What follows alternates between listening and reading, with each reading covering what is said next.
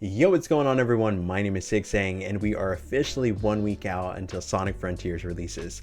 This is a game I'm obviously very excited for, but in this video I want to do a discussion on some of the things I'm looking forward to with the game, some of the concerns I have with it, and just overall my thoughts on the game going into it. I also wanted to open the floor to you guys if you want to leave a comment on some things you're looking forward to, if you have concerns, if you don't care about the game. I really want to hear what you guys have to say about Sonic Frontiers. And just so you know, this video isn't scripted. I have some notes over here on the side that I'm going to go off of just to bounce off some of my ideas. And the first thing I want to talk about is the open zones. Obviously, if you've seen this game, some of the trailers, any of the footage, you know this is an open world game, but they like to refer to it as an open zone game. Apparently there will be 5 different zones that you can explore.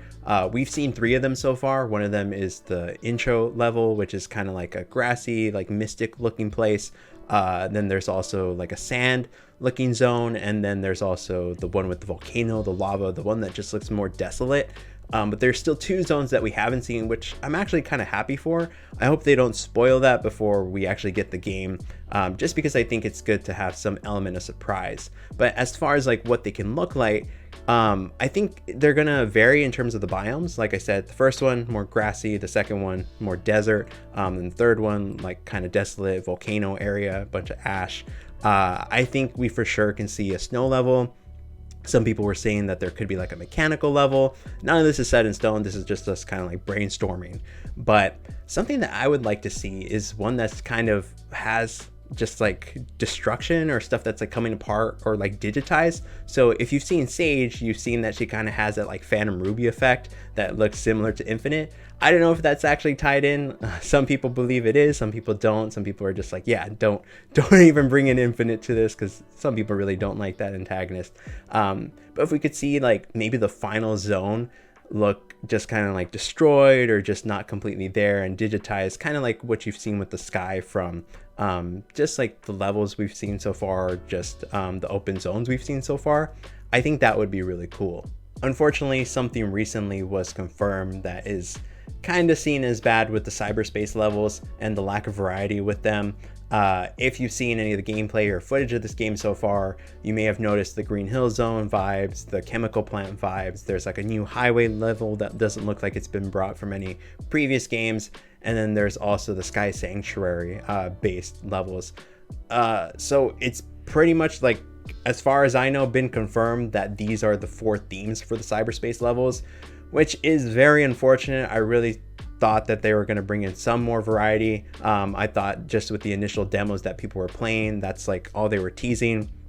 But I believe this is going to be the overarching themes for all the cyberspace levels.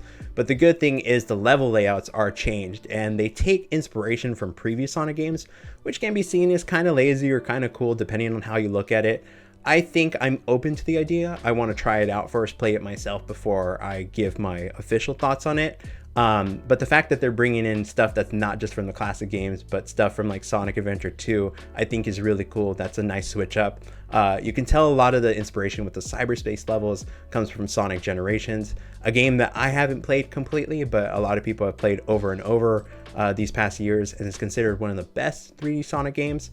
But a lot of us were hoping for something new with these cyberspace levels, just them introduce new ideas, because bringing back Green Hill Zone, Chemical Plant, that was already stuff we saw with Sonic Forces. They kind of harp on these level designs, these themes that are nostalgic, but I feel like we've just seen too much of them recently, and it'd be really cool to see more levels like the highway one, where it's just a completely new theme, or even bring in themes for that are more niche from games that they don't really repeat or we haven't seen from Generations or haven't seen in Forces. I think that would be the better route to go, but unfortunately, just seeing from what's been discussed and seeing what we've seen from the gameplay people have played, these 4 themes I think are set in stone. But I'm still excited for the cyberspace levels. They look fun, so I'm going to try my best not to judge it based on the themes, but we're going to have to see if that's a lot of repetition or just gets boring very quickly. I'll give you guys my full thoughts later, obviously. Something that's also going to be kind of hit or miss with Sonic Frontiers is the combat system. We've seen that there is a skill tree. We've seen that you can upgrade some of Sonic's moves. Him having this like interesting combat style isn't something we've seen from Sonic probably since Sonic Unleashed, and then this is a new take on it. I mean, Sonic Unleashed came out in 2008, now we're in 2022. They really haven't given Sonic this kind of combat oriented style. Everything's just been like homing attack and, you know, ground pound, not ground pound, but the stomp feature, spin dashing into enemies, you know, typical Sonic stuff. So having a fleshed out combat system is definitely something that I think is cool, but I think can be hit or miss, especially for people that are really into like combat games or beat 'em up type of games that have really intricate systems. From what I've seen so far, it's not going to be that intricate.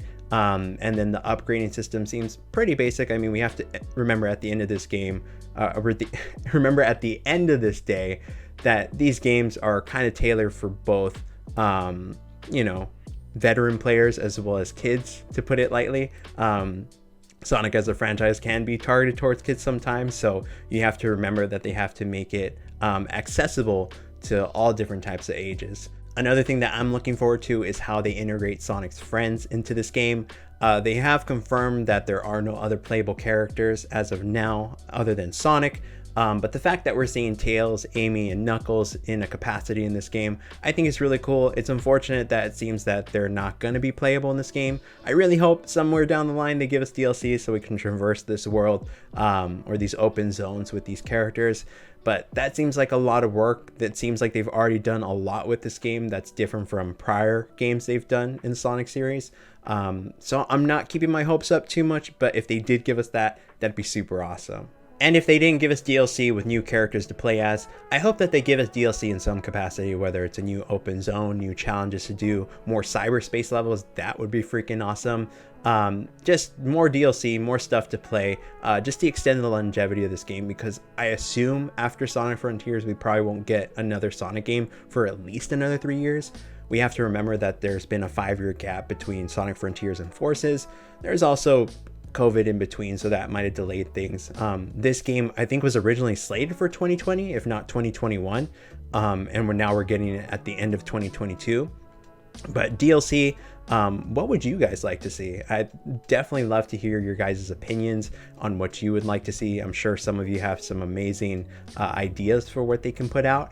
But that is something that I really hope for. I really hope that they do some DLC for this game, again, just to extend the longevity of it and so that we could continue playing this for the significant future. I think one of the biggest questions with the story of this game is going to be who the real villain is.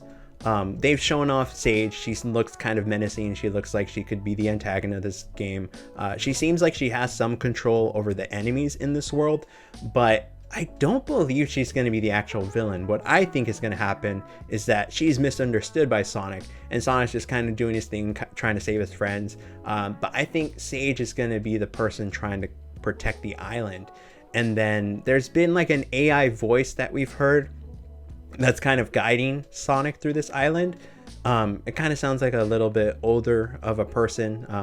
I think it has like a female voice to it, but I feel like that thing, whatever that voice is, that could be the actual enemy of this game. Another thing that we've seen is that Eggman is integrated into the plot of this game, and I think he ends up in, not trapped, but just kind of not on the grid. He's not like in control. He's not the main antagonist of this game, obviously. So I'm interested to see like how he is integrated to this game, and if he's going to be like one of the final bosses, or if he's going to be teaming up with Sonic to take down the actual bad guy, the actual villain. But I really don't believe Sage is the big bad guy in this game, and I think it's just going to be a character that's misunderstood, and we're going to understand more as we go through the story of this game. Now, one of the things I'm most excited for with Sonic Frontiers has to be the soundtrack. And if you're a fan of the Sonic series, you know they have some of the best soundtracks. There's a song by 1OK Rock, which was a huge surprise to me.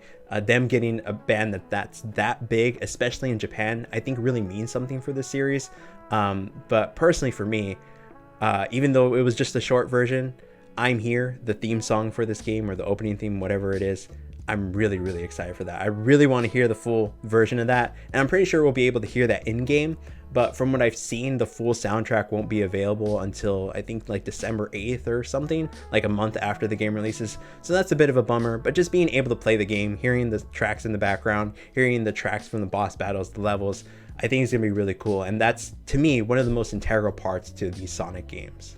For me, I will be picking up this game on my Xbox Series X. If I wasn't getting it on that console, I'd probably get it on PC just because I want to play the highest quality version of this game. It's also coming to, I believe, the PS4 as well as the PlayStation 5, as well as the Nintendo Switch, which is really surprising because some of the aspects of this game seem like the Switch won't be able to handle it. From what I've seen, it does seem to run okay. It's not going to run at its best quality on that. It's not going to run at like 60 FPS, but the fact that people that have the Nintendo Switch are going to have accessibility to it, I think is a major plus. When Sonic Frontiers releases, I will be doing a first impressions video as well as a full review video, which will be out probably at the end of November. So if you're interested in seeing either of those videos and you're not subscribed to already, make sure to hit that subscribe button. I do a variety of gaming content on this channel, from reviews to reactions to first impression videos. If you're interested in any and all types of games, I definitely recommend subscribing to my channel. And if you want to follow me on social media to get updates as well as funny posts, you can find me on Twitter and Instagram at SigSang. Thank you so much for watching. Hope to see you in the next one, and have a great rest of your day. Peace.